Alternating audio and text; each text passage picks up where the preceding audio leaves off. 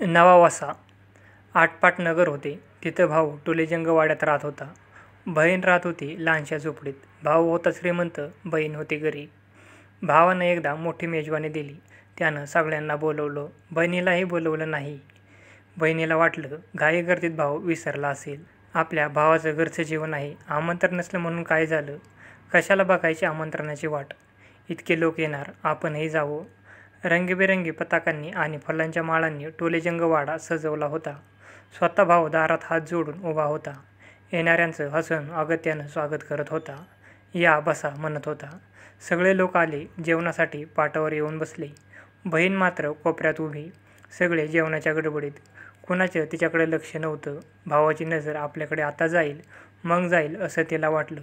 पण भावानं पाहूनही न पाहिल्यासारखं केलं. बहीण हिरमुसली. पक्वान्नांचा घमघमाट येत होता. कुणीच तिच्याकडे बघत नव्हतं. वाट पाहून पाहून बहीण थकली. कुणीच बोलत नाही असं पाहून ती तिथंच एका रिकाम्या पाटावर बसली. घास घेणार तोच भावाची तिच्याकडे नजर गेली. कोण ग तू? इथं कशाला आलीस? त्याने विचारलं. दादा, मला नाही ओळखलंस? मी तुझी बहीण. बहीण ओळखत नाही तुला? काही मी आमंत्रण दिलं नाही. आपलंच घर म्हणून आले. घराच्या माणसांना का आमंत्रणाची वाट बघत थांबायचं? घरच्यांशी कशाला मानपान? तू दळभद्री आहेस. माझे मित्र मला हसतील. त्यांचे बरजरी कपडे बघ, नाहीतर तुझे नुसत्या चिंध्याच. असू दे दादा, मला नाही त्याचं काही वाटत. अगं पण माझा अपमान होतो. उठ आधी. एवढ्यात पंक्तीतला एक जण म्हणाला, भरल्या ताटावरून असं कोणाला उठवू नये.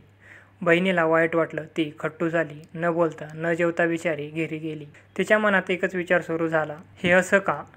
शेजारणीला पुसलं. थोड्या मोठ्यांना विचारलं, असं का घडलं? भावानं असं का करावं? कुणीतरी सांगितलं, बाई दळिद्री गेली पाहिजे.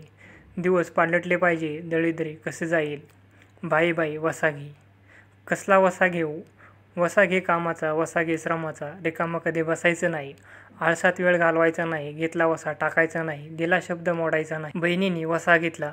रिकामी कधी बसली नाही. दिवसा झोप घेतली नाही. आळस टाकून कामाला लागली.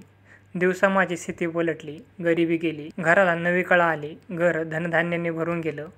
मुलं माणसं सुखावली. पै पाहुणे येऊ लागले. लोक मनानं बोलवू लागले. एक दिवस भाऊही घरी आला. मनमोकळं बोलला, हसला. अगत्यानं भोजनाचं निमंत्रण देऊन गेला.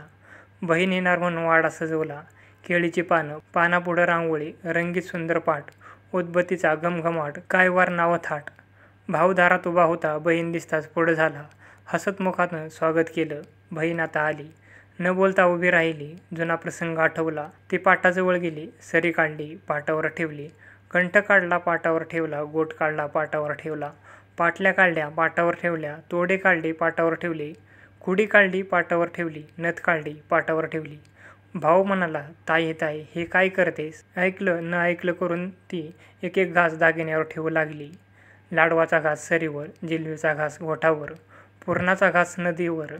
भावाला काही कळेना. तो म्हणाला, ताई जेव ना. हो तेच करते ना. तू ज्यांना जेवायला बोलवलंस त्यांना आधी भरवते. भाऊ गोंधळला. त्याला काही कळेना. बहीण म्हणाली, भाऊराया, तू मला नाही बोलवलंस या दागिन्यांना, माझ्या श्रीमंतीला. भाऊ ओशाळला. कसाबसा म्हणाला, ताई मला माफ कर. मग मी चुकलो.